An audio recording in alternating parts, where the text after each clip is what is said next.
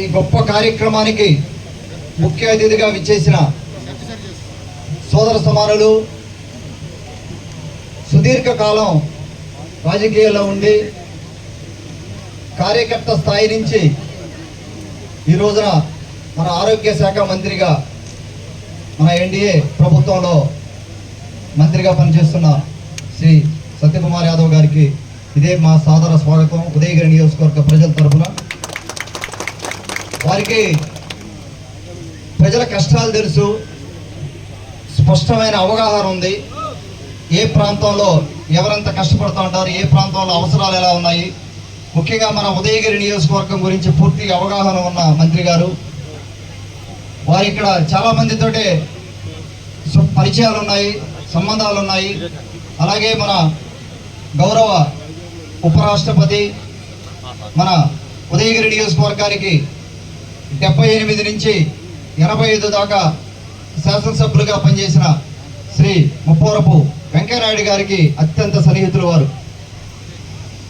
వారు ఈ రోజున మన వింజమూరు పట్టణానికి రావడం, ఈ సిహెచ్సి సెంటర్లో వారి చేతుల మీదుగా డయాలసిస్ సెంటర్ ప్రారంభించుకోవడం సంతోషకరమైన విషయం. జనరేటర్ దగ్గర నుంచి లోపల ఓపికగా అన్ని వాళ్ళు దగ్గరుండి వాళ్ళు ప్రారంభించడం జరిగింది.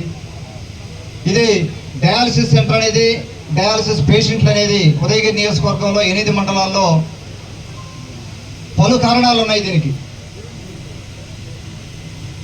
ఫ్లోరైడ్ ఒకటి అవ్వచ్చు, ఓవర్ యూసేజ్ ఆఫ్ డ్రగ్స్ అవ్వచ్చు, అంటే ఏది పడితే అది పెయిన్ కిల్లర్స్ మెడిసిన్ విపరీతంగా వాడిన దానివల్ల అవ్వచ్చు. తర్వాత సాల్ట్ వాటరు, పూర్తిగా సరైన డ్రింకింగ్ వాటర్ లేని పరిస్థితుల్లో, తర్వాత కొంత హెరిడిటీ ఉండొచ్చు, రకరకాల సమస్యలతోటే పూర్తిగా 2 కిడ్నీస్ ఏదైనా కార్డియాక్ అరెస్ట్ వచ్చి ఎవరైనా హాస్పిటల్కి కానీ వెళ్తే అక్కడ వాళ్ళని ఆదుకునే పరిస్థితి. వారికి నేను విజ్ఞప్తి చేసేది 2 విషయాలు ఇక్కడ బాగా హై ప్రయారిటీ అన్న. ఒకటి, లోపల చెప్పినట్టుగా ఉదయగిరిలో కూడా ఒక డయాలసిస్ సెంటర్, అక్కడ కూడా దూరం ఉండే పరిస్థితి. ఇక్కడికి మాకు వాళ్ళకి దూరంగా ఉంది. వారికి కూడా ఒక డయాలసిస్ సెంటర్ ఉదయగిరి సిహెచ్సిలో, అది 50 బెడెడ్ హాస్పిటల్, ఇది 30 బెడెడ్ హాస్పిటల్. ఇది బెడ్స్ కెపాసిటీ పెంచుకోవాలి.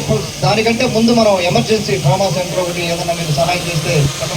బ్రహ్మాండమైన సిస్టమ్ అందుబాటులో ఉంది, స్టాఫ్ ఉన్నారు, కానీ వాళ్ళు ముందుకెళ్లే పరిస్థితి లేదు. విలేజ్ క్లినిక్లో కూడా కొంత మనం దాన్ని ఎంపవర్మెంట్ చేయాల్సిన అవసరం ఉంది. అలాగే పిహెచ్సీలు కూడా మాకు దాదాపుగా 12 పిహెచ్సీలు ఉన్నాయనుకుంటా ఉదయగిరి నియోజకవర్గంలో. కొన్నిట్లో సదుపాయాలు తక్కువ ఉన్నాయన్నా, డాక్టర్స్ లేరు వాటిల్లో కూడా. ఒకసారి డిఎంహెచ్ఓ గారికి కూడా మీ దృష్టికి తీసుకొస్తాను. నేను మీ దృష్టికి కొన్ని సమస్యలు తీసుకొచ్చాను ఆల్రెడీ. దయచేసి మీరు వాటిని కూడా చూడండి. ఎందుకంటే వేరే నియోజకవర్గాలకి ఇక్కడికి ఇప్పుడు కార్డియాక్ అరెస్ట్ వచ్చింది అంటే ఈ వేరే నియోజకవర్గాలు అయితే ప్రైవేట్ హాస్పిటల్స్ అందుబాటులో ఉంటాయి, కనీసం లైఫ్ సేవ్ చేసుకునే పరిస్థితి. ఇక్కడ ఎక్కడికి పోలేని పరిస్థితి. ఇక్కడే మాకు ప్రైవేట్ హాస్పిటల్స్ లేవు, ఒక్క ప్రైవేట్ హాస్పిటల్ కూడా లేదు హ్యాండిల్ చేసేది.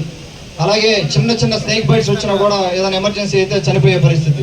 సో వేరే నియోజకవర్గాలకి ఈ నియోజకవర్గాలకి తేడా అన్నది ఒక్కసారి దయచేసి మీరు ఆలోచన చేసి మనకు సహాయం చేయాల్సిందిగా కోరుకుంటా ఉన్నాను.